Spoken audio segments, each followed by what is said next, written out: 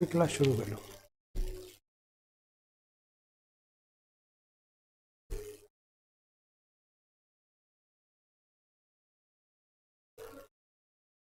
जय हिंद, नमस्कार बच्चों। मैं हूं आपका teacher Nagendra Singh. I have done BTech from IIT and I am teaching since last 15 years.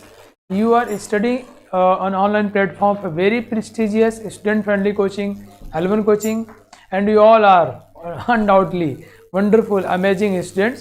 So here we are seeing a lecture number 20, thermodynamics. Yes, Suman, नमस्कार यार।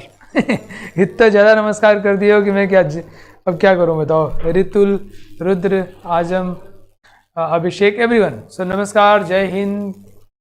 Let's see, today's session is going to be very interesting, very exciting one. Today we will see, a very important Carnot cycle and verification of Clausius inequality, calculation of entropy change.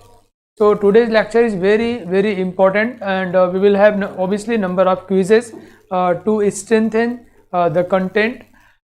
Now let's see Carnot cycle. Carnot cycle, ये लोग यार कुछ ऐसा काम कर गए कि मतलब कई बार तो फ्रस्ट्रेशन भी होता है यार कि यार हम लोग 200 साल बाद और पीछे चले गए हैं क्या। मतलब हमारी जो थिंकिंग एबिलिटी है काइंड ऑफ। ये हैं एनसी सैडी कार्नोट साहब, कितने हीरो तक एकदम लग रहे हैं ना वैसे। इट्स नो हीरो के क्या तरह थोड़ा मजाक उड़ाऊँ मैं। तो हमारे यहाँ बैंड बाजा वाला शादी में जो पहनते हैं ना, थोड़ा उस टाइप का लग रहा है ये। बाय द वे ये फ्रांस के थे और बहुत ही स्मार्ट। ये जब वो 17 साल के थे तब का फोटो है ये। एनसी सैडी कार्नोट साहब, इन्हीं के नाम पर कार्नोट साइकिल बना। ये देखो 1796 to 1832, मतलब ये कितने साल जिए हैं यार, 32 और 4 36 साल। और इनको देखो क्या बोला जाता है, फादर ऑफ थर्मोडायनेमिक्स। अरे यार 36 साल में पता नहीं इतना बड़ा अचीवमेंट, बाप रे बाप। ये मैकेनिकल इंजीनियर थे, आर्मी मिलिट्री मैन थे, साइंटिस्ट थे, फिजिसिस्ट थे, है ना, काइंड ऑफ एनसी सैडी साहब। मैं आपको मजाक नहीं उड़ा सकता, आपको मैं प्रणाम कर रहा हूँ, आप बहुत महान हैं। मेरे बच्चों को ये कार्नोट साइकिल समझ में आए। बच्चों, कार्नोट साइकिल, कार्नोट साहब ने ये प्लान किया कि कैसे ऐसा क्या हो सकता है, कैसे एक मशीन डिजाइन किया जाए, कैसे एक इंजन बनाया जाए जिसकी एफिशिएंसी मैक्सिमम हो। ये प्लान कर रहे थे कैसे इंजन का, हीट इंजन का। हीट इंजन तुमने देखा था पिछली क्लास में, वो एक हॉट बॉडी से हीट लेकर के कोल्ड बॉडी को देता है और बीच में जो हीट बचता है उससे वर्क डन कर लेता है। नहीं, बिकॉज हमने पढ़ा था कि heat can not be completely converted into work done. So from hot body वो Q2 हीट लिया और Q1 हीट कोल्ड बॉडी को दिया। So Q2 minus Q1 is equal to work done, है ना बच्चों।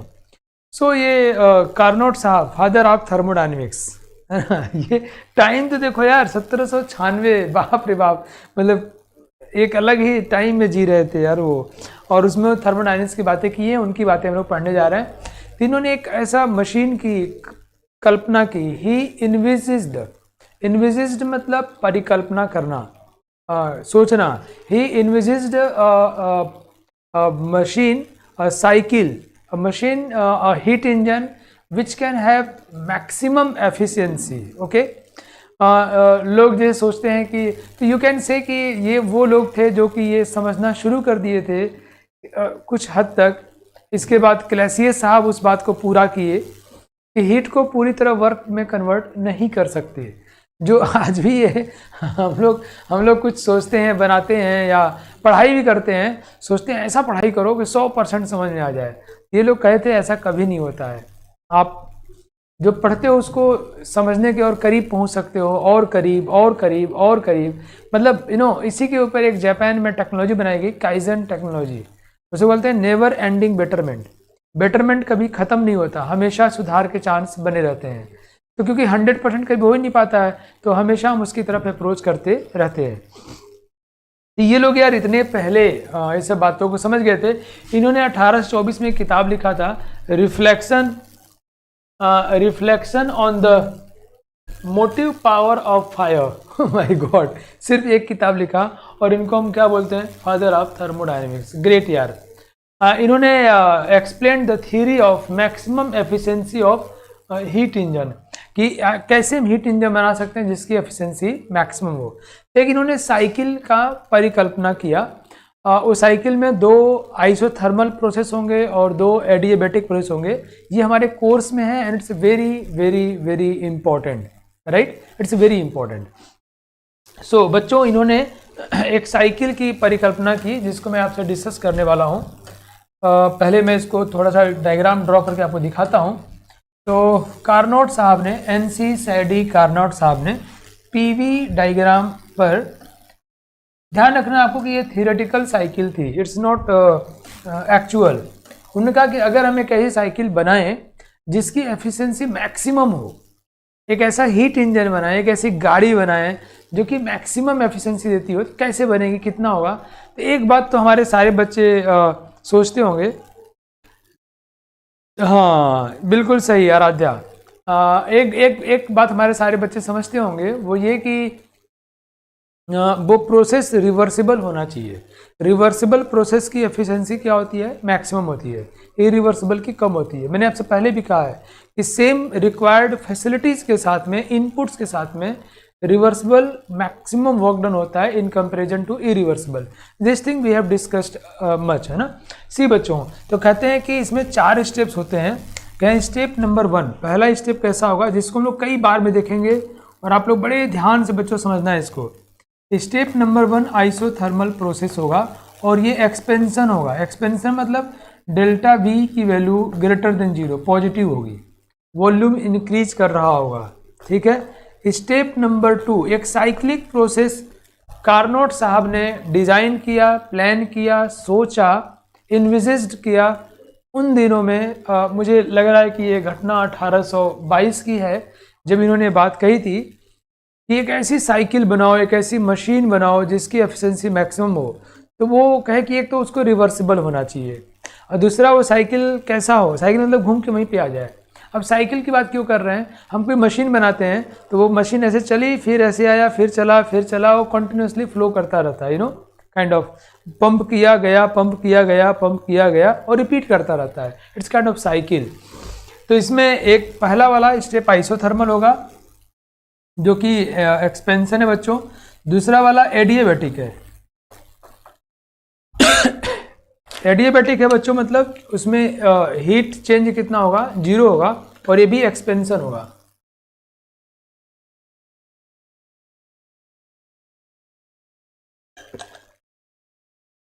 सॉरी यार, खांसी आ गई।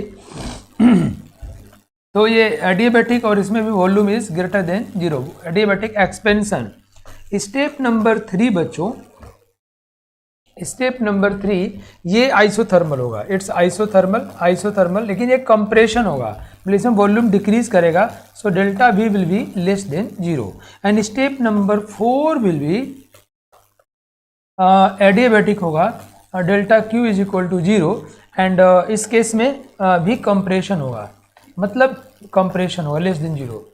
मतलब इट मीन्स बच्चों here we have two steps, here we have two isothermal steps 1 and 3 and 2 adiabatic steps 2 and 4. 2 volume is greater than 0, expansion and 2 compression, right? तुम्हें ये सोचना होगा कि ये कैसे प्लान किया होगा कि इसी केस में एफिशिएंसी मैक्सिमम होगी।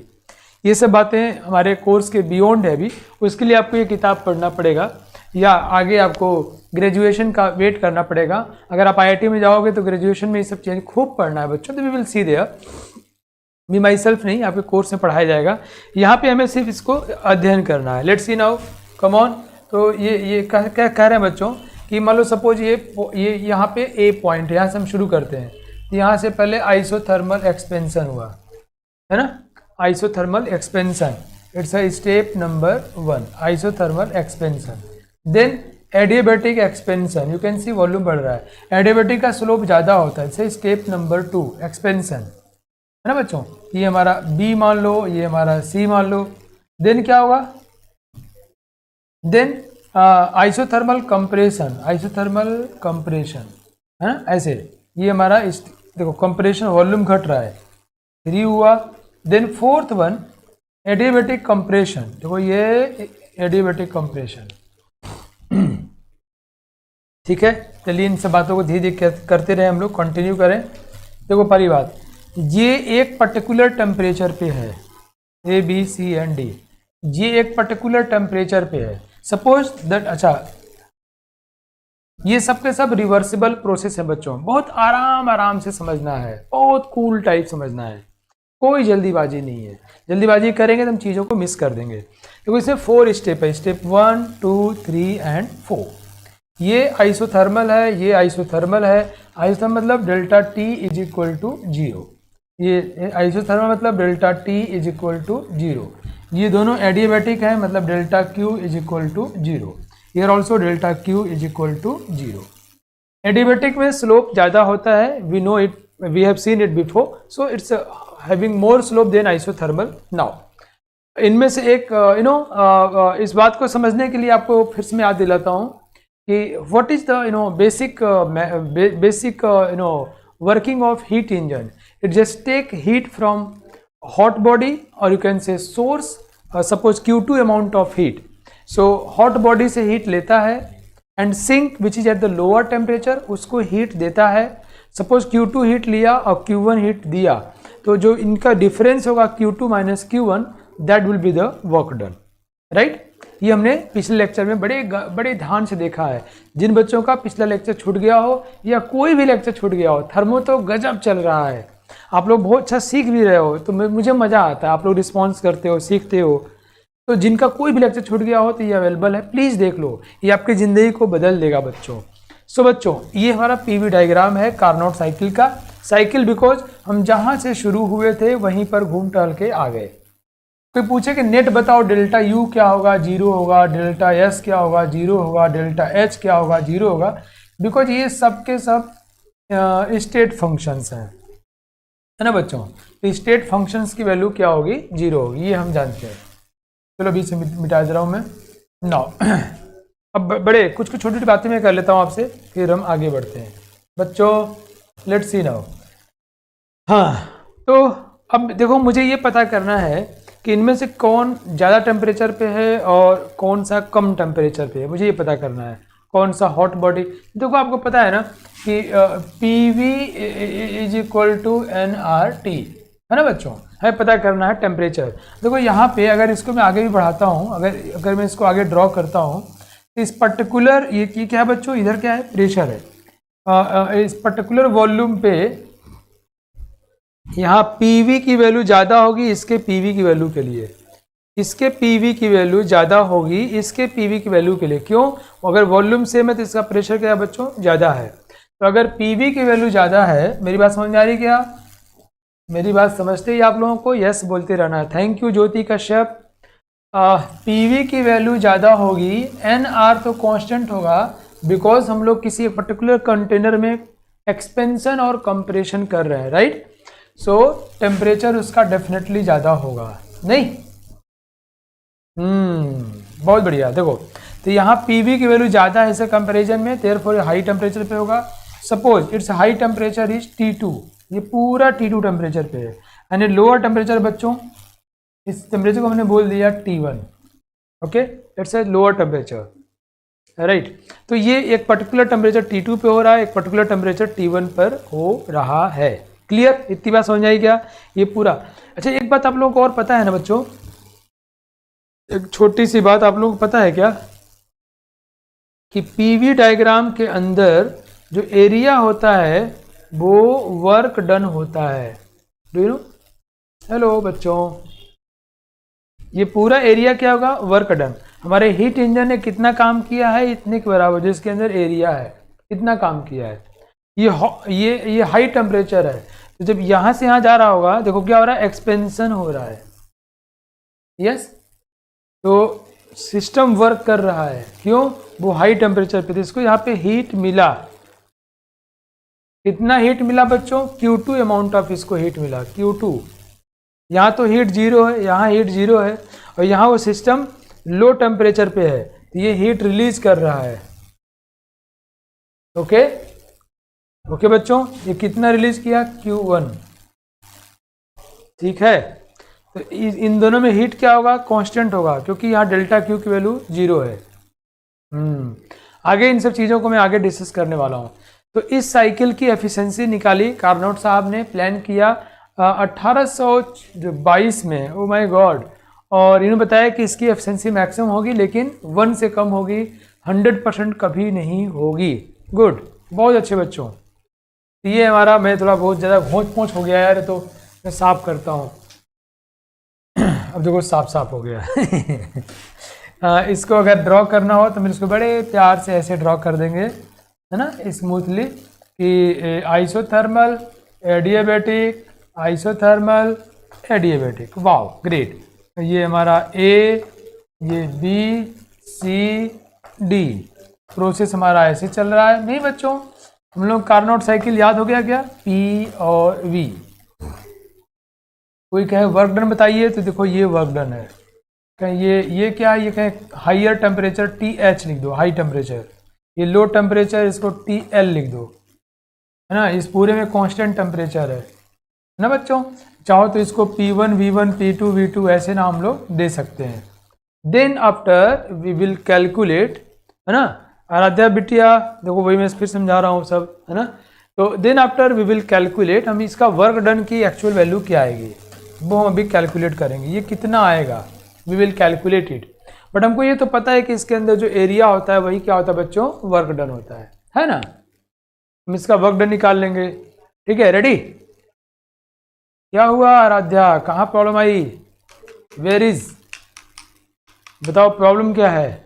मैं तो भी रिपीट ही मार रहा हूँ इसको। अच्छा, इसी चीज़ को हम लोग दोबारा फिर देखने वाले हैं। चलो अच्छा देख लो, यहाँ कम समझ में आया तो कोई बात नहीं, ये तो बहुत अच्छी बात है। थोड़ी अब क्यूरियस बन के रहना, ताकि आगे मैं समझाऊं तो आपको समझ में आ जाए। वही सेम चीज बताने वाला हूँ। देखो क्या लिखा मैंने, कार्नोट साइकिल। लेट्स सी, यहाँ पे सेम पिक्चर लेके आए बच्चों। देखो ये क्या है, आइसोथर्मल। इसमें सिस्टम को हीट मिल रहा है। कितना हीट मिला, Q2। इस टोटल टेम्परेचर क्या है बच्चों, TH, हाइयर टेम्परेचर TH, है ना। ये क्या है, ये है एडियाबैटिक। एडियाबैटिक का स्लोप थोड़ा ज़्यादा होगा। ठीक है, ये अगेन क्या है बच्चों, आइसोथर्मल। ये देखो ये क्या हो गया, एडियाबैटिक। ये किस टेम्परेचर पे है, लोअर टेम्परेचर, है ना। इसको TC बोल दिया है ना।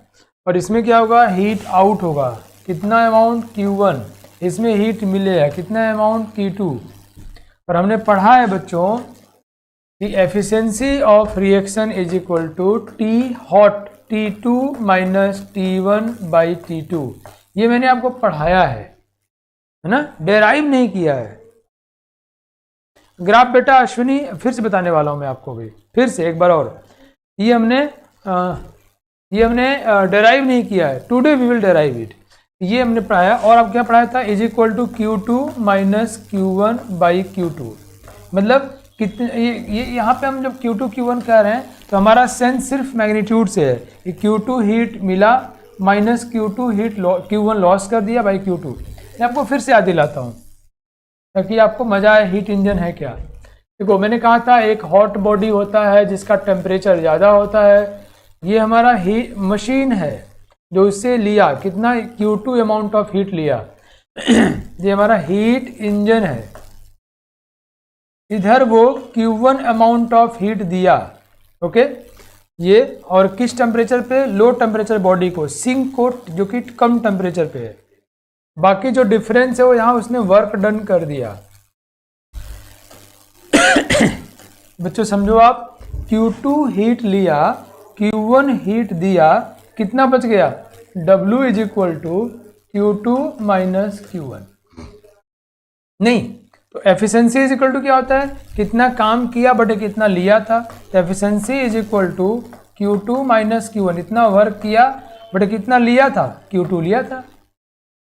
And I will prove it today that this will be equal to T2 minus T1 by T2। This is higher temperature minus lower temperature by higher temperature. I will prove it today, है ना। जैसे Q2 क्यों मिल रहा है, अरे भाई यहाँ कुछ भी मान लो, Q2 मत मानो, यहाँ क्यों मान लो, ये इससे हीट लेगा ना, मैंने इसे Q2 नाम दिया। Q2 नाम इसलिए दिया गया था कि ये कैलकुलेशन पर आसानी समझ में आए हमको। ये Q2 क्या बेटी हुआ, ये Q2 जो है आराध्या, इसमें कुछ भी मान लो, इसको मैं आराध्या हीट मान लूँ क्या, बताओ, इसको मान लेता हूँ QA, A फॉर आराध्या, कोई इशू नहीं है ना बेटा, हम इसको कुछ भी नाम दे सकते हैं। तो हमने Q2 इसलिए बोला था कि यहाँ पे हमारा ये जो हम मैथमेटिकल एक्सप्रेशन लिख रहे हैं ठीक ठाक दिखाई पड़े, ठीक है। मुझे लगता है आप लोगों को हीट इंजन समझ में आ गया होगा। अगर ये पूछना चाह रही है कि हाई टेम्परेचर वाले से, अगर ये पूछना चाह रही है कि हाई टेम्परेचर वाले से हीट क्यों लिया, अरे भाई जिसके पास होगा वही तो देगा, तो हाई टेम्परेचर बॉडी के पास हीट है उससे ले लिया और लो टेम्परेचर वाले को दे देगा। ये तो बहुत स्पॉन्टेनियस बात है कि नहीं। और जो अंतर मान लो कि से आपने 1000 रुपये लिया, क्यों लिया, उसके पास है, जो दूसरे को आपने दे दिया 400 रुपये, तो 400 रुपये दिया तो बाकी जो बीच का खर्च कर दिया आपने 600 रुपये, नहीं खर्च कर दिया मतलब वर्क डन हो गया, है ना। चलिए, मुझे उम्मीद है आप लोगों को बात समझ में आ गई होगी। अगर हम परसेंटेज निकालते हैं तो इंटू 100 कर लेंगे, ठीक है। अभी मैं इसका बहुत, अभी मैं सिर्फ बताऊँ आपको, मैं सिर्फ बाउंड्री बात कर रहा हूँ, अंदर घुसने वाला हूँ, थोड़ा वेट करो, अंदर घुसने वाला हूँ। सी, उसी चीज़ को यहाँ दिखाया गया बच्चों, फिर से स्टेप बाय स्टेप आपके दिमागों में घुसने के लिए। ये देखो, ये constant temperature, constant heat, constant temperature, constant heat कह रहा है कि देखो पहले आइसोथर्मल, थोड़ा ब्लड आ गया इमेज यार, आइसोथर्मल इसमें क्या हो रहा है, पहले एक्सपेंशन हो रहा है, फिर एडियाबैटिक एक्सपेंशन हो रहा है, फिर आइसोथर्मल कंप्रेशन हो रहा है स्टेप 3, फिर एडियाबैटिक कंप्रेशन हो रहा है। तो जहाँ चला था वहीं पहुँच जा रहा है वो, ठीक है। ये 4 स्टेप हैं इसमें, ठीक है बच्चों, गांव वालों। चलो मैं तुम्हें फिर से प्यार समझाता हूँ, यहाँ पे आ जाओ। Analysis of Carnot cycle 1 by 1 समझाना है। एक बार मैं पूरा फिर से समझा देता हूँ, फिर 1 बाय 1 बात करें, कोई जल्दीबाजी नहीं हमारे पास, जीरो जल्दीबाजी। अभी मैं डायग्राम दिखाऊंगा, फिर हर एक स्टेप को धीरे धीरे हम लोग सॉल्व करेंगे। कार्नोट साहब, सैडी कार्नोट साहब, जो कि फ्रेंच थे, वो एक ऐसी मशीन की कल्पना कर रहे थे जिसकी एफिशिएंसी मैक्सिमम हो। उन्होंने एक साइकिल प्लान किया जिसमें 2 एडियाबैटिक और 2 आइसोथर्मल स्टेप्स हैं। पहला स्टेप आइसोथर्मल एक्सपेंशन का है, दूसरा एडियाबैटिक एक्सपेंशन का है, तीसरा आइसोथर्मल कंप्रेशन का है, चौथा एडियाबैटिक कंप्रेशन का है। कुल मिला के जहाँ चले थे वहीं पहुँच गए। भाई पहले भागा जा रहा है, एक्सपेंड किया जा रहा है, तो 2 में घटा ताकि वहीं पहुँच जाए। 2 एक्सपेंशन हो गया और 2 कंप्रेशन हो गया, और है ना। चलिए अब मैं आपको इस दिखाता हूँ बच्चों, धीरे धीरे फिर से एक बार देख लेते हैं, हमारे कोई बच्चे बचे न रहे। अगर पीवी डायग्राम में बात करें बच्चों, तो पहला एक्सपेंशन, आइसोथर्मल ग्राफ देखो ऐसे ही होता है। दूसरा कंप्रेशन, एडियाबैटिक थोड़ा डाउन आ जाएगा, है ना, इसमें डेल्टा टी 0 है। एक्सपेंशन वॉल्यूम बढ़ रहा है, यहाँ देखो यहाँ वॉल्यूम बढ़ रहा है, इसमें delta Q is equal to 0 हो गया। फिर आइसोथर्मल कंप्रेशन हो जाएगा, देखो ऐसे आइसोथर्मल कंप्रेशन हो जाएगा, delta T is equal to 0, compress कर रहा है, वॉल्यूम घट रहा है। एंड फाइनली एडियाबैटिक कंप्रेशन हो जाएगा, अगेन वॉल्यूम घटा, और फिर वहीं से वहीं पहुंच गया। ए बी सी डी, ये हाई टेम्परेचर पे है, मैंने आपको बताया। और ये हाई टेम्परेचर पे क्यों है, क्योंकि देखो यहाँ अगर प्रेशर P1 V1 मान लें, यहाँ P2 V2 मान लें, यहाँ P3 V3 मान लें, और यहाँ पे हम P4 V4 मान लें, और ये पूरा एक ही टेम्परेचर पे, सपोज टेम्परेचर इज T2, इसका टेम्परेचर इज सपोज T1। हाँ अरे अशरफ रुको बेटवा, तुमको हम बनाने वाले हैं हीरो, थोड़ा वक्त दो, मैं उड़ के चलूँ, कैसे चलूँ मैं, थोड़ा टाइम दो। मैं उसे बताने वाला हूँ। अच्छा अशरफ, पता है तुमको, मुझे बताना भी नहीं पड़ेगा और तुम्हें अपने आप ही लग जाएगा, ये तो बड़ा आसान है। वैसे तुम बड़े अच्छे बच्चे हो, तुमने तुरंत नोटिस कर लिया, मैं उसको बताने वाला हूँ। लेट्स सी नाउ, है ना।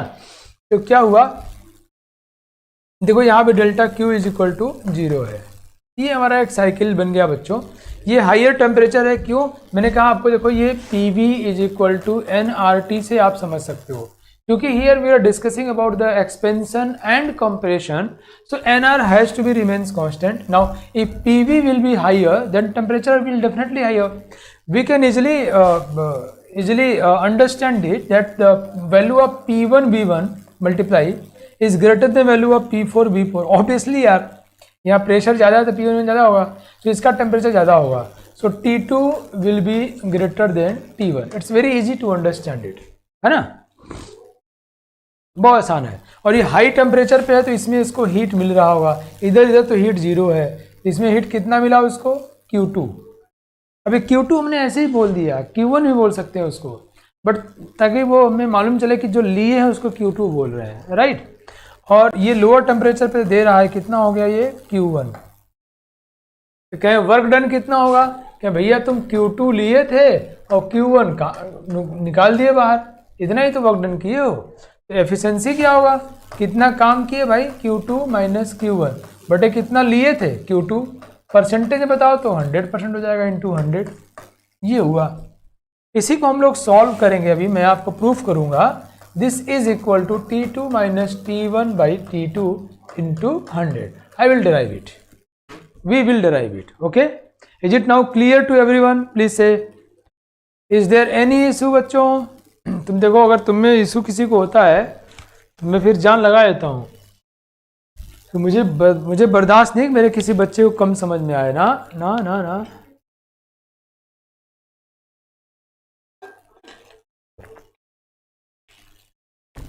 गुड, गुड, बहुत बढ़िया अश्विन। अब यहाँ एक अच्छी बात देखो, जो मेरे दोस्त अशरफ ने पूछा है ना। देखो यहाँ पे डेल्टा Q 0 है, ठीक है। जब डेल्टा Q 0 होगा तो हम लोग तो पढ़े हैं यार कि DS = dQ/T। कहेंगे सर ये तो खाली रिवर्सिबल में होता है, तो हम तुमको बड़ा मार मारेंगे। Thank you everyone, thank you बच्चों, थैंक यू। ये सारा स्टेप्स कैसा बच्चों? रिवर्सिबल है। कैसा है? रिवर्सिबल है। तो अगर DQ 0 होगा तो यहाँ DS भी 0 हो जाएगा। मतलब जो जिस प्रोसेस में DQ 0 होता है वहाँ DS भी 0 होता है। मतलब वहाँ की एंट्रोपी क्या रहती है बच्चों? कांस्टेंट रहती है, चेंज नहीं करती है, ठीक है। ऐसे प्रोसेस को बोलते हैं आइसेंट्रोपिक प्रोसेस। आइसेंट्रोपिक प्रोसेस, ऐसा प्रोसेस जिसमें एंट्रोपी क्या रहे? कांस्टेंट रहे। एक बार फिर सुनो ध्यान से आप लोग। मैंने कहा DS = फॉर रिवर्सिबल प्रोसेस, हमने पढ़ा हुआ है DS = dQ/T। तो जिसमें DQ 0 होगा उसमें DS तो पक्का 0 हो जाएगा। अगर ये 0 थे तो 0 हो जाएगा, मतलब चेंज इन एंट्रोपी 0 हो गया। मतलब एंट्रोपी क्या हो गया? कांस्टेंट हो गया। अगर चेंज इन एंट्रोपी 0 हो गया तो एंट्रोपी क्या होगा बच्चों? कांस्टेंट। मतलब कैसा प्रोसेस हो गया? आइसेंट्रोपिक। मतलब इसमें और इसमें एंट्रोपी कांस्टेंट रहेगा और इसमें टेम्परेचर कांस्टेंट रहेगा। वाह, पक्का मामला क्लियर है भाई गांव वालों? बात तय हुई कि नहीं बताओ? इन दोनों में डेल्टा Q 0 है तो एंट्रोपी कांस्टेंट रहेगा, यहाँ भी एंट्रोपी कांस्टेंट रहेगा। बोलो रे बच्चों लोग, बोलो भारत माता की जय। इन दोनों में टेम्परेचर कांस्टेंट रहेगा, बोलो।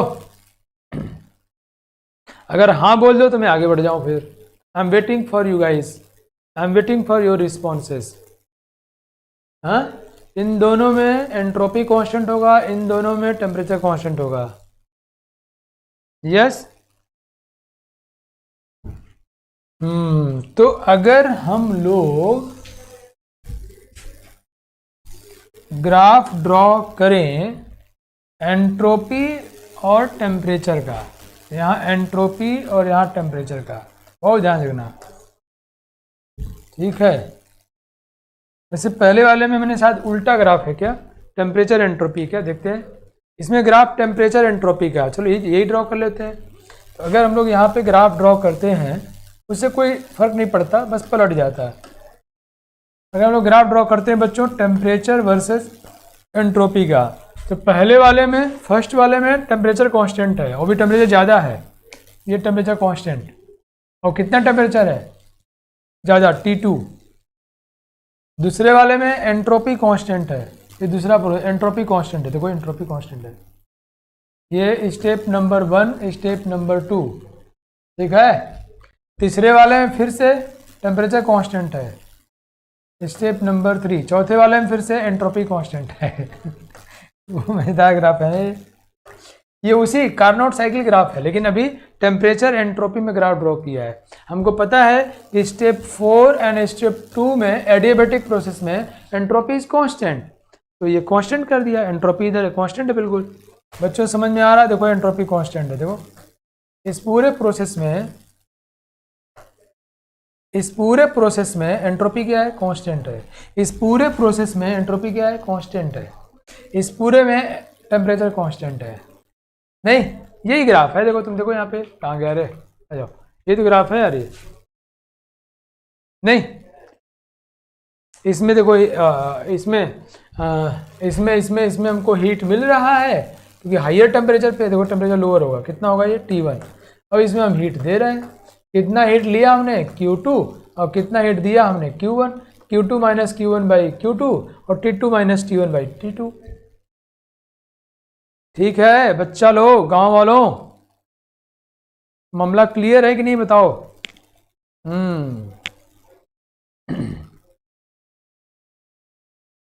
अब हम लोग एक एक स्टेप को एनालिसिस करने जा रहे हैं, ठीक है, रेडी। मैं जल्दी से ड्रॉ करता हूं, जल्दी से, चलो। अरे देखो, अब बहुत बात नहीं करनी है, ठीक है। ये मान लो यहाँ A B C D, और ये हमारा pressure, volume, P1 V1 P2 V2 P3 V3 P4 V4, ये हमारा T2, ये हमारा T1, क्लियर। ये हीट दिया उसको बोलेंगे Q2, ये हीट निकाला उसको बोलेंगे Q1, क्लियर। ये सब बात करने जा रहे हैं। तो पहले बात करें reversible isothermal ideal gas expansion की, मतलब स्टेप 1, इसकी बात कर रहे हैं। ये हमारा स्टेप नंबर 1, हम इसकी बात करने जा रहे हैं, ठीक है। बहुत अच्छे बच्चों, बहुत बढ़िया, तुम लोग बहुत प्यारे हो। तो अगर आइसोथर्मल है, डेल्टा T 0 है, तो डेल्टा U तो 0 ही होगा, है ना बच्चों। और delta U is equal to first law से delta Q by plus delta W होता है, ये भी 0 हो जाएगा। इसका मतलब delta Q is equal to minus delta W, है ना, इज इक्वल टू, ध्यान रखना यहाँ क्या है, P1 V1, यहाँ क्या है P2 V2 P3 V3 P4 V4, बोलने की जरूरत नहीं है। ये आइसोथर्मल प्रोसेस में वर्क डन क्या होगा बच्चों, delta W minus delta W is equal to nRT2 ln final temperature V2 by initial temperature V1। समझ गए। ये देखो work done, delta W minus लग जाता है, डेल्टा, है ना। तो फिर देखो process is this one is isothermal, तुम्हारे लिए सब गाना गाने के बराबर होना चाहिए, because we have seen all these cases.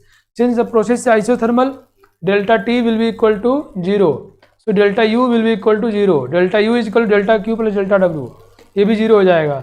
so delta Q is equal to minus delta W, है ना बच्चों।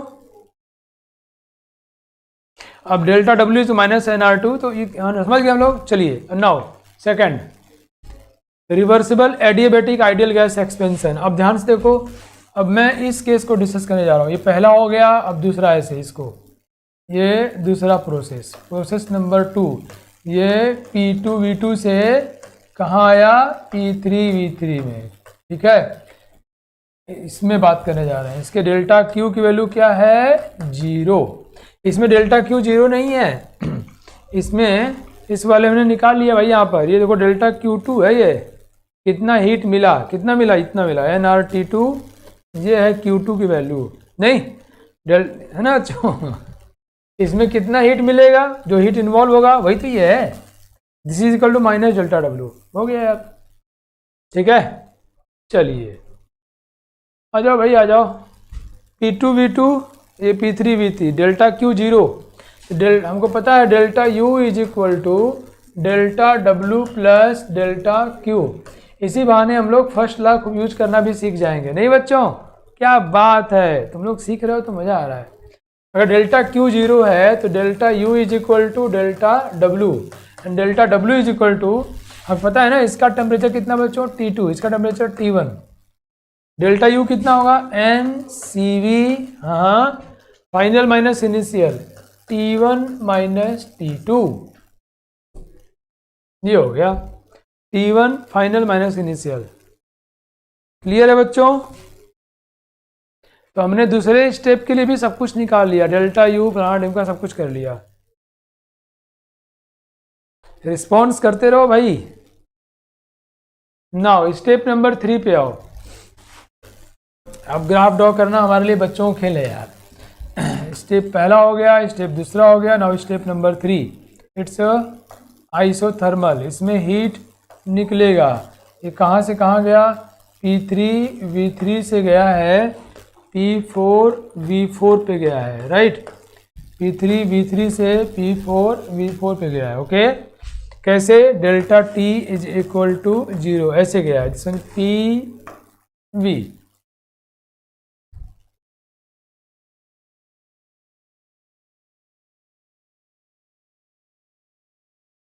क्या कह रहे हैं भाई, फर्स्ट वाले में डेल्टा,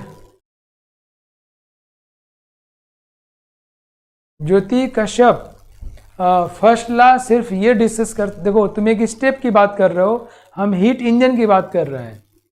हीट इंजन एक साइकिल से बन के बनता है, उसमें चीज़ें रिपीट करती रहती हैं।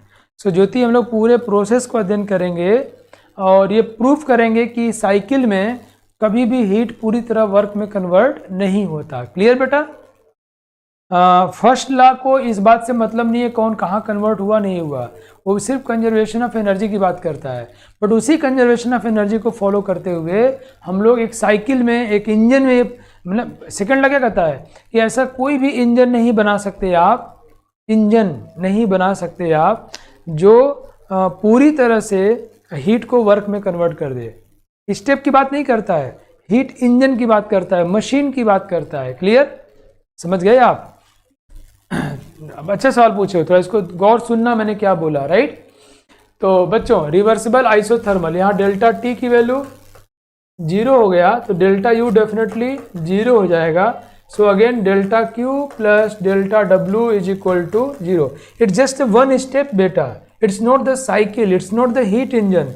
Heat engine is made from the whole 4 steps. Clear? And it is said by second law that no heat engine can convert all heat into work, right? So now again here delta Q will be equal to minus delta W. It's just repeating isothermal, so it's a nRT1 है ना। ln final temperature is V4 and initial temperature is V3. This is this is Q1 okay, it's a Q1 जो बाहर निकल रहा है उसकी बात कर रहे हैं, ठीक है। सेम रिपीट मार दिया। नाउ अब मैं फोर्थ वाले की बात करता हूँ, एडियाबैटिक कंप्रेशन। ये फर्स्ट हो गया, ये सेकेंड हो गया, ये थर्ड हो गया and this one is fourth. Now we are talking for the fourth की बात कर रहे हैं हम लोग। ये P1 V1 पे चला जाएगा, कहाँ से, P4 V4 से, and process is again adiabatic. So now PV, so here delta Q is equal to 0, so delta U will be equal to delta W and this is equal to NCV. Final temperature is T2, initial is T1, NCV T2 minus T1. तुम सोच रहे होगे ना मैं क्या करने वाला हूँ, मैं क्या प्रूफ कर रहा हूँ। मैं एक तो आपको हर इंडिविजुअल स्टेप्स को सॉल्व कर करके ये एक प्रैक्टिस में आना चाहते हैं हम लोग कि now we are very comfortable with isothermal as well as adiabatic process, we can solve their all aspects and also we come to know that adiabatic process will be isentropic process. Okay, now by calculating the whole 1 2 3 4 steps, we will calculate the overall work done, and we know that overall work done will be nothing but area under this PV curve, PV diagram. Okay, so we will calculate the overall work done, then we will calculate the heat given Q2 and divide it, then we will calculate the efficiency of reaction, and finally we will calculate that it is equal to T2 minus T1 by T2. And not only that, सिर्फ इतनी बात नहीं है बच्चों, ये prove करने के बाद सर CV क्यों क्यों नहीं, delta U is equal to NCV नहीं होगा बेटा, delta U is equal to delta W।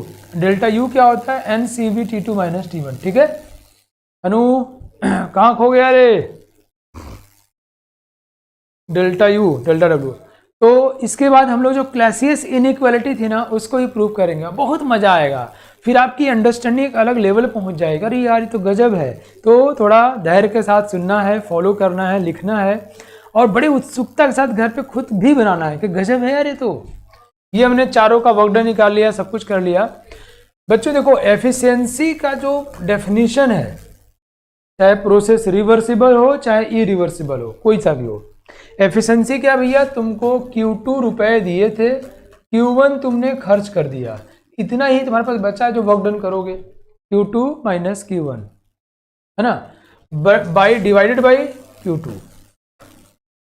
आपको Q2 minus Q1 this is amount of work done by Q2।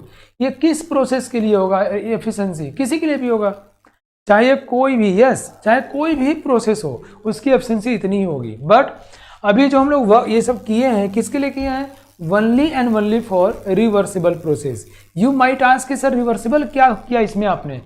देखो बच्चों, अगर ये प्रोसेस रिवर्सिबल नहीं होता तो हम लोग ये वाला डेफिनेशन नहीं लगा पाते। ये हम लोग क्या करते हैं, P internal is equal to P external, आपको याद होना चाहिए। और ये हम कब कर पाएंगे, जब प्रोसेस कैसा होगा, रिवर्सिबल होगा। ओके नाउ कम, अब यहाँ आ जाओ, यहाँ जाओ। तो efficiency is equal to Q2 minus Q1 by Q2। मैं आपको एक मजा बताऊँ, यहाँ माइनस क्यों लिखते हैं हम लोग, माइनस लिखते हैं कि हीट लॉस होता है। अगर हम सिर्फ उसको उसके साइन को कंसीडर करें, जैसे भी लिखा है, बस Q2 plus Q1 by Q2 भी लिख सकते हैं हम लोग। क्या लिख सकते हैं, Q2 plus Q1 by Q2। क्यों, ये Q, जब हम Q मतलब ये हम लोग ये सोच के लिख रहे हैं Q2 मतलब सब पॉजिटिव साइन के साथ है, मतलब ये सब लिख रहे हैं कि मैग्नीट्यूड लिखा हुआ है। बट अगर हम ओरिजिनल विद साइन उसको उठाते हैं तो Q2 की वैल्यू पॉजिटिव होगी क्योंकि हीट मिल रहा है, और Q1 की वैल्यू क्या होगी, निगेटिव होगी। तो जब हम लोग विद साइन लिखेंगे तो लिखेंगे Q2 plus Q1 by Q2 with sign, with sign. यहाँ ओनली मैग्नीट्यूड, सिर्फ मैग्नीट्यूड लिखते हैं। तो इज इट क्लियर बच्चों। मैंने कहा कि ये हमने क्यों लिखा, क्योंकि हम मान के चल रहे हैं कि Q2 Q1 सिर्फ हीट का, एनर्जी का मैग्नीट्यूड है, तो घटा दिया, निकाल लिया। लेकिन अगर हम लोग साइन कंसिडर करें, जैसे हमने पढ़ा था, तो Q1 लॉस हो रहा है तो क्या होगा, वो माइनस, तो Q1 की वैल्यू ही माइनस होगी, तो ये अपने आप माइनस हो जाएगा, ये प्लस हो जाएगा, समझ रहे हो। तो ये दोनों लिखा मिल सकता है, बट दोनों लिखा तुम समझना मतलब क्या है उसका, ठीक। अब देखो efficiency is equal to net work done by Q2, isn't it बच्चों, net work done by Q2। चलो पीछे आते हैं हम लोग, देखते हैं नेट वर्क डन क्या होगा और Q2 क्या होगा। हाँ यार, स्टेप 1 में Q2 देखो ये है, Q2 is equal to nRT2 ln V2 by V1, याद हो गया ये आपको। Q2 is equal to nRT2 ln V2 by V1 मैं लिख दिया। अच्छा भाई, एफिशिएंसी निकालना हमको। सो यहाँ Q2 is equal to nRT2 ln V2 by V1, ये हो गया। वर्क डन क्या होगा, उन चारों का वर्क डन जोड़ना है, W1 plus W2 plus W3 plus W4। So total work done is equal to W1 plus W2 plus W3 plus W4, जोड़ दो, है ना बच्चों। तुम तो अपनी कॉपी में कर रहे हो, इधर आओ। देखो यहाँ पे क्या था, nRT2 ये हो गया, इसमें W1 की वैल्यू क्या है, माइनस NR, माइनस है ना, तो W1 is equal to minus nRT2 ln V2 by V1। यहाँ आ जाओ। W2 क्या है इसमें, NCV T1 माइनस T2, ये ध्यान देखो, NCV T1 माइनस T2, ये क्या है W2 is equal to NCV T1 minus T2। थोड़ा ध्यान लगाना, अभी सवाल पूछने वाला हूँ, इसकी जस्ट मैं सवाल पूछने वाला हूँ। देखो ये W2 है और W4 देखो क्या है, अरे कहाँ गया, W4 देखो क्या है, NCV T2 माइनस T1। देखो ये T2 माइनस T1 है और वो है T1 माइनस T2, मतलब W2 और W4 कैंसिल आउट हो जाएगा। देखो W4, this is W4 is equal to NCV T2 minus T1 और W2 is equal to NCV T1 minus T2। मतलब ये हुआ कि W2 और W4 कैंसिल हो जाएंगे। तो W is equal to W1 कितना है याद है ना आपको, माइनस NR, यही है माइनस के साथ, यार कहाँ गया ऊपर वाला, NR T2 ln V2 by V1, ये हमारा W1। अब W3 क्या हो देख लो, W3 देखो यहाँ पर है, ये थर्ड स्टेप में, minus NR T1 ln V4 by V3, minus हो जाएगा, ठीक है बच्चों रे थोड़ा मेहनत करवा रहा हूँ, लेकिन तुमको देखो थोड़ा स्ट्रगल करोगे ना, जब सीख के निकलोगे ना तब तुम बाप रे बाप जब बताओ कहीं पर, तो आज मैंने पूरा टाइम इसको डिवोट कर दिया कि तुम बढ़िया सीखो। तो minus NR T1 ln V4 by V3 देखो, तो हो जाएगा, कहाँ गया भाई, हाँ, तो ये हो जाएगा W3 is equal to minus NR T1 ln V4 by V3, okay, ये हो गया। तो टोटल वर्क डन निकाले अगर बच्चों, तो इन दोनों का सम हो जाएगा, ये दोनों तो कट गए, W1 प्लस W3, इन दोनों जोड़ दो, क्या आएगा, NR कॉमन ले लो, माइनस NR कॉमन ले लो, है ना। अब क्या आएगा, T2 ln V2 by V1। इसको सॉल्व करते करते बहुत कुछ सीख जाओगे आप, ऐसे सवाल को टैकल करना।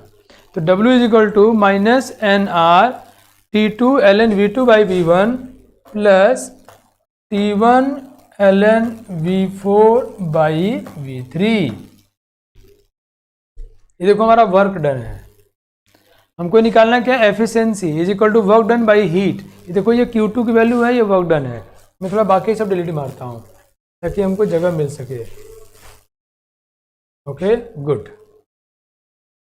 ये भी डिलीट मार देता हूँ, ठीक है। देखो बच्चों बहुत ध्यान से, अब मुझे करना है कुछ खतरनाक काम। ये देखो, ये क्या है बच्चों, P1 V1, ये क्या है P2 V2। हमको जब ये मालूम चल जाए बच्चों ना कि हमें करना क्या है, तो काम करना हो जाता है भयानक आसान। हमें करना क्या है, हमें एफिशिएंसी को टेम्परेचर के रूप में लेके आना है। तो ये V2 V1 V4 V3 सबको कैंसिल आउट करना है कुछ कर करा के, है ना। ये सब पहले गायब किया जाए, इसे फालतू में जगह घेरा हुआ है, ठीक है। देखो ये हमारा वर्क डन है, वो हमारा Q2 है, इतना बटे इतना करना है, मॉड लेके एफिशिएंसी हमारा वही होगा। देखना कैसे कटपिट कटता पिटता है, वही हमको ध्यान देना है, ठीक है बच्चों। चलिए देखा जाए, इसका टेम्परेचर है T2 और इसका टेम्परेचर है T1, ठीक बच्चों। अब देखो जरा हम इनमें एक रिलेशनशिप निकालते हैं, और T और V में आपको पता है ना कि एडियाबैटिक रिवर्सिबल के लिए PV की power gamma is equal to constant होता है। हमको पता है आइडियल गैस में PV इज इक्वल टू क्या बच्चों, nRT। अगर हम P को बदलना चाहें तो P इज इक्वल टू क्या हो जाएगा, nRT बाई V। यहाँ nRT बाई V और V की पावर गामा कर दो, कांस्टेंट करोगे तो आएगा TV की power gamma minus 1 is equal to constant. मैं इतनी जल्दी क्यों करा रहा हूँ, क्योंकि मैं ये सब चीज़ें आपको ऑलरेडी पढ़ा चुका हूँ। याद आ रहा है बच्चों? अशरफ मैं एक बार फिर बताऊंगा, पहले जो एक बार पूरा कंप्लीट कर लेते हैं, फिर बैक होंगे। आपके पास तो रिकॉर्डेड भी, आप दोबारा भी देख सकते हो, दोबारा तीबारा चौथी बार 25 बार फिर देख सकते हो, नहीं ठीक है। देखो तो बच्चों PV की power gamma is equal to constant adiabatic को हम लोग टेम्परेचर वॉल्यूम में TV की पावर गामा माइनस 1 कॉन्स्टेंट लिख सकते हैं, है ना। तो मैं इसका यूज करता हूँ, चलो आ जाओ। ये हमारा देखो यहाँ इन दोनों का एडियाबैटिक प्रोसेस है, T टेम्परेचर कितना, T2 V2 की पावर गामा माइनस 1, इसके लिए इस और इसके लिए इज इक्वल टू, यहाँ टेम्परेचर बच्चों T1 और V3 की पावर गामा माइनस 1। क्लियर? इस एडियाबेटिक प्रोसेस है तो T2 V2 की power gamma minus 1 is equal to T1 V3 की पावर गामा माइनस 1। यहाँ से देखा जाए अगर तो T2 by T1 is equal to V3 by V2 की पावर गामा माइनस 1। बताओ भाई बच्चों, ये सही है? गाँव वालों बोलो रे। मैंने क्या किया, ये एडियाबेटिक प्रोसेस में हमारा TV की पावर गामा माइनस 1 कॉन्स्टेंट होता है। यहाँ देखो temperature T2 volume is V2 की power gamma minus 1 is equal to, यहाँ टेम्परेचर T1 V3 की पावर गामा माइनस 1 हो गया। इनको हम करेंगे तो T2 by T1 is equal to V3 by V2 gamma minus 1 हो गया। ठीक, मैं ऐसा क्यों कर रहा हूँ? क्योंकि मैं बच्चों इस V2 बाई V1 और इस V4 बाई V3 को एक रिलेशन में निकालना चाहते हैं ताकि उस V2 बाई V1 से कैंसिल आउट हो जाए। हमारा उद्देश्य ये है, मैं उसकी तरफ आगे बढ़ने वाला हूँ। गुड, बढ़िया, thank you Jyoti, Bharat, Diksha, Abhishek, everyone. बहुत प्यारे बच्चे हो यार, इतना अच्छा तुम लोग सीखते हो, साथ देते हो, वंडरफुल, अमेजिंग। फिर मन लगता है क्या न पढ़ा दे तुम्हें, कितना न सिखा दे। सेम थिंग बच्चों यहाँ अप्लाई करो। कम ऑन एवरीवन, यहाँ किया जाए। देखो T2 V1 की power gamma minus 1 is equal to, यहाँ T1 V4 की power gamma minus 1। T2 V1 की power gamma minus 1 is equal to T1, ऐसा हो जाएगा। यहाँ से क्या हो बच्चों, T2 by T1 is equal to, देखो यहाँ T2 बाई T1 है ना, वही चीज़ मैं यहाँ करना चाह रहा हूँ। फिर उनको इक्वेट कर देंगे। T2 by T1 is equal to V4 by V1 की पावर, है ना बच्चों, गामा माइनस 1। अगर बच्चों ये दोनों इक्वल हैं, लेफ्ट हैंड साइड इक्वल है, तो राइट हैंड साइड भी जरूर इक्वल होंगे। सो इन दोनों देखा जाएगा। सो इसका मतलब हुआ कि V4 by V1 is equal to V3 by V2 हो जाएगा। इन दोनों देखो आप, हेलो, ये दोनों इक्वल हैं। देखो ये है T2 बाई T1, ये भी T2 by T1। If this two are equal, left hand side equal, so right hand side must be equal.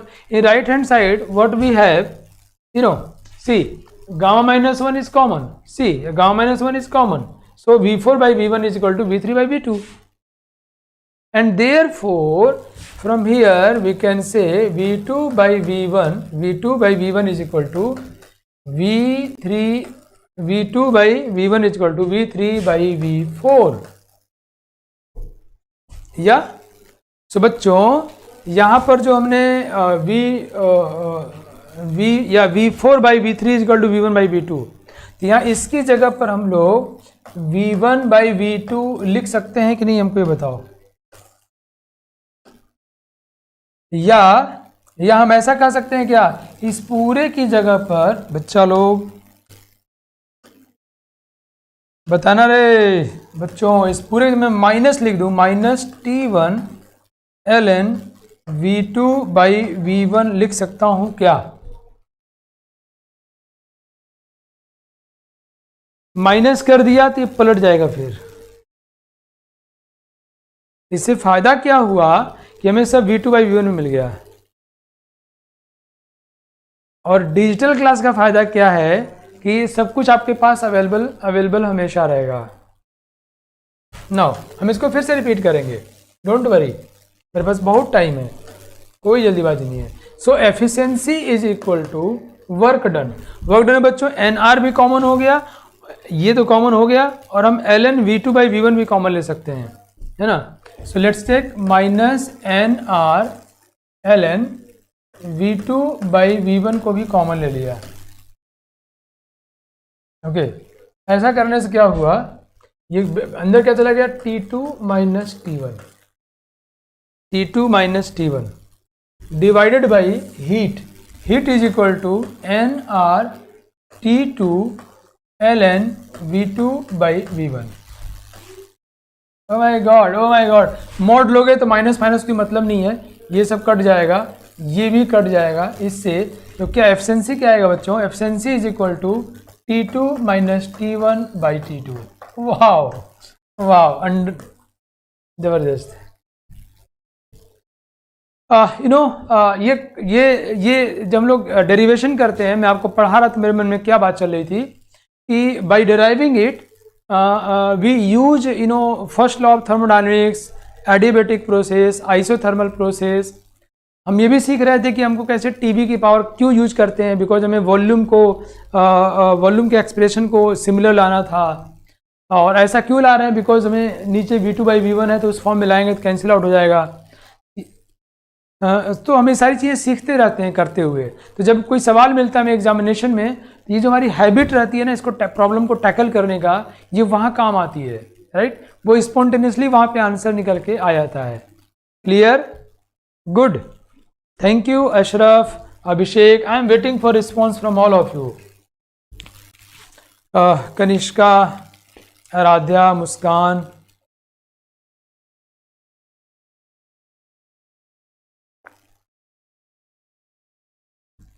Now हम लोग इसको कंक्लूड करेंगे। अभी ये लॉन्ग प्रोसेस तो है, बट ये बताया ना, ये कई सवालों को अपने अंदर समेटा हुआ है।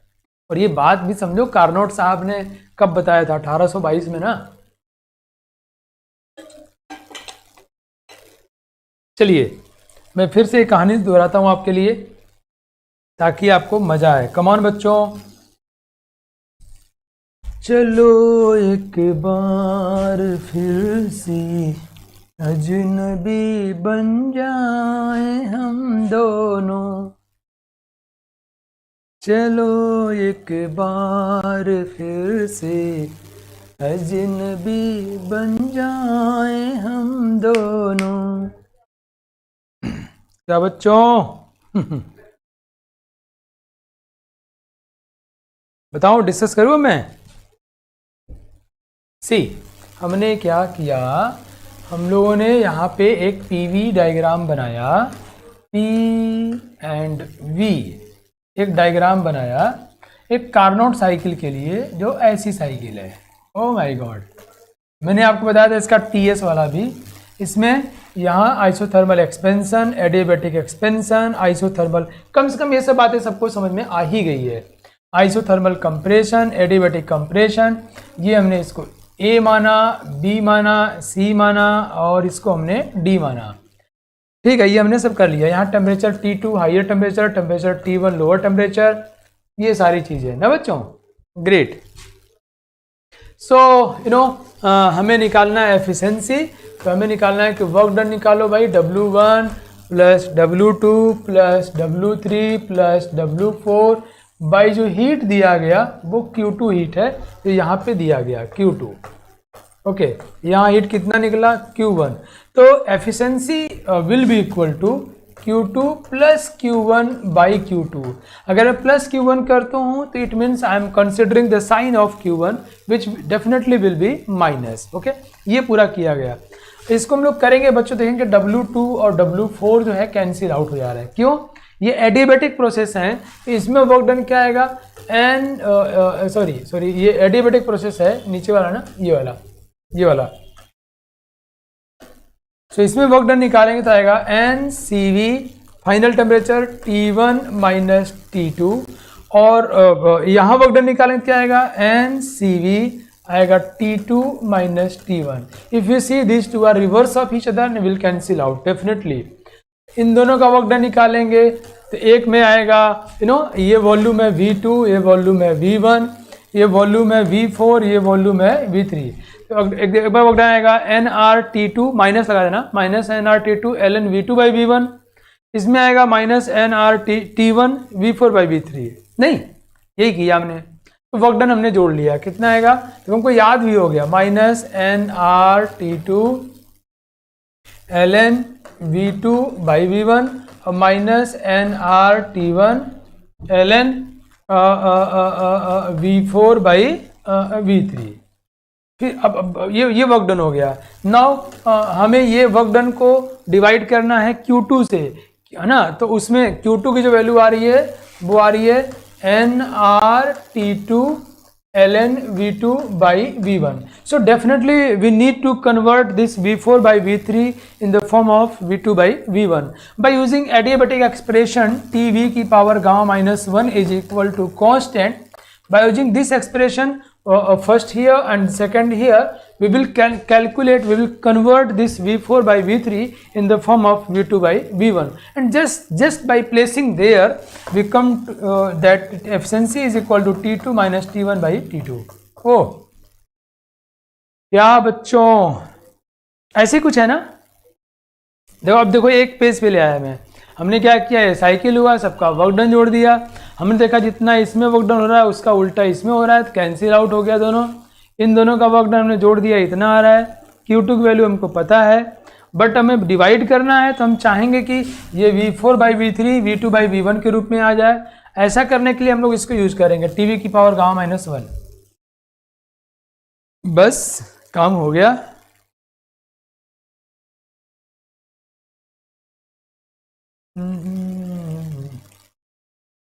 Thank you. अगर मेरे प्यारे बच्चों को, मेरे लाडलों लाडलियों को इस ये पढ़ने मज़ा आ रहा है तो फिर तुम लोग अपने अपने एग्जाम में टॉप करने जा रहे हो, मेरा आशीर्वाद है, जाओ टॉप करने जा रहे हो। क्यों? ये तो बहुत लोगों को मतलब ये याद रहता है कि एफिशिएंसी ये होता है, लेकिन ये डेरिवेशन, अरे यार क्या बात कर रहे हो, शौक लगा लगा होता है, समझे में नहीं आता है।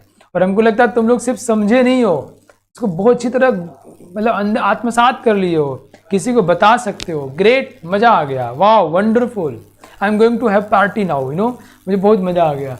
एक क्वेश्चन ट्राई करो इसी बात के ऊपर, कम ऑन। फाइनल आज का ये आखिरी कंटेंट बच्चों, क्वेश्चन करते हैं, अगली क्लास में इसको डिस्कस करूंगा।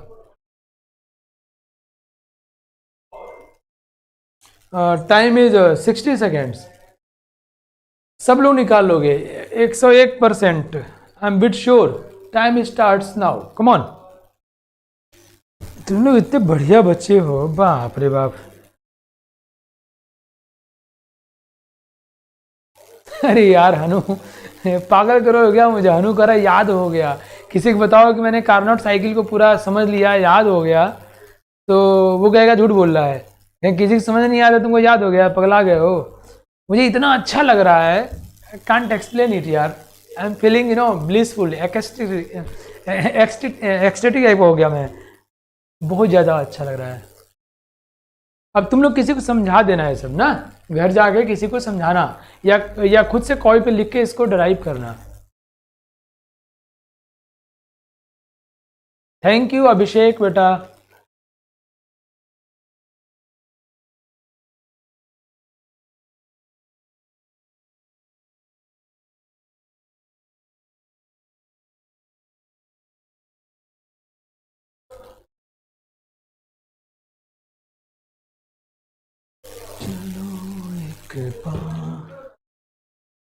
ये करण मेरे दोस्त हैं जो कह रहे हैं कि ये ये यहाँ पर कह रहे हैं सर ये ए बी वाले में टी वी की पावर गामा माइनस 1 यूज, इसमें नहीं किया बेटा, ये आइसोथर्मल है, ये सिर्फ इसमें यूज करोगे बेटा। करण बेटा सिर्फ इसमें यूज करोगे, इसमें ये तभी यूज करोगे जब प्रोसेस कैसा होगा, एडियाबैटिक होगा, ठीक है। यहाँ कहोगे यहाँ टेम्परेचर कितना है T2, कहोगे T2 और वॉल्यूम इज V2 की power gamma minus 1 is equal to, यहाँ टेम्परेचर कितना बेटा T1, वॉल्यूम इज V3 की पावर गामा माइनस 1, ठीक। अभी सवाल में देखो कुछ दम तो है नहीं, देखो ये सवाल है लड्डू।